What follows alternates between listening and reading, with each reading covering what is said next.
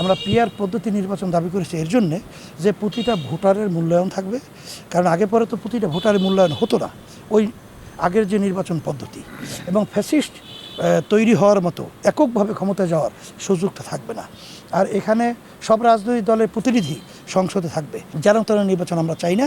দৃশ্যমান এই খুনিদের বিচার আমাদের সামনে আসতে হবে। তা আমরা অন্তর্বর্তীকালী সরকারকে বলবো যে জুলাই 24 এবং 5ই আগস্ট যে অভ্যুত্থান হয়েছে, এখানে যে মানুষগুলো ছাত্র জনতা যে জীবন দিল, তারা যে পঙ্গু হলো, চক্ষু হারালো, মা সন্তান হারা হলো, আমাদের একটা লক্ষ্য উদ্দেশ্য হলো যেন তুমি আগের মতো সেই নির্বাচনের মাধ্যমে আবার যে ফ্যাসিস্ট ক্ষমতায় আসবে, এটা কিন্তু বাংলাদেশের ছাত্র জনতা, কোনো রাজনৈতিক যারা দেশপ্রেমিক আমরা চাই না। এই জন্য সংস্কারের দাবি আমরা করেছি।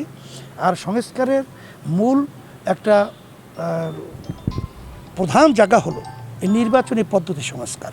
কারণ আগে পরে যে নির্বাচন হয়েছে ওই পদ্ধতির মাধ্যমে আমরা দেখেছি ফ্যাসিস্ট তৈরি হয়, সেখানে ভালো লোক ক্ষমতায় যেতে পারে না, এবং কালো টাকার দৌরাত্ম্য এবং যেটাকে বলা হয় দুর্নীতিবাজ এবং গুন্ডা, এদের তাণ্ডবে দিনের ভোট রাতে বাক্স ঢুকায় এবং তারা কিন্তু সেন্টারগুলো দখল করে তারা কিন্তু নিজেদের যে প্রার্থী রয়েছে তাদের পক্ষে তারা কিন্তু এই পরিবেশটা তৈরি করে এতদিন পর্যন্ত এই দেশটা চলে আসছিল।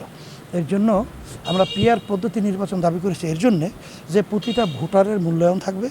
কারণ আগে পরে তো প্রতিটা ভোটারের মূল্যায়ন হতো না ওই আগের যে নির্বাচন পদ্ধতি, এবং ফ্যাসিস্ট তৈরি হওয়ার মতো এককভাবে ক্ষমতায় যাওয়ার সুযোগটা থাকবে না।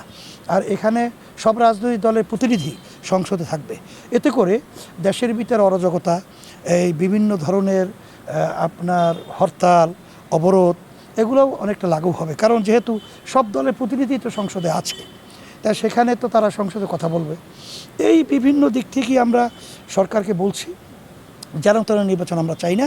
দৃশ্যমান এই খুনিদের বিচার আমাদের সামনে আসতে হবে এবং মৌলিক সংস্কারগুলো হতে হবে। এরপরে পিআর পদ্ধতিতে নির্বাচন হতে হবে।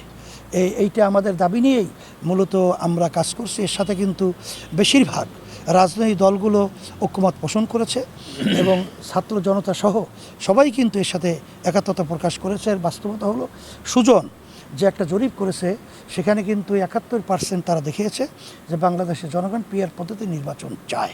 এরপরে যে কোনো দল না মানে, আমাদের পরিষ্কার কথা হলো যে গণভোটের মাধ্যমে আপনারা মতামত নেবেন, তারপর যেটা সাধারণ মানুষ বা আমাদের বাংলাদেশের মানুষ মতামত দিবে সেই আলোকেই নির্বাচন হবে।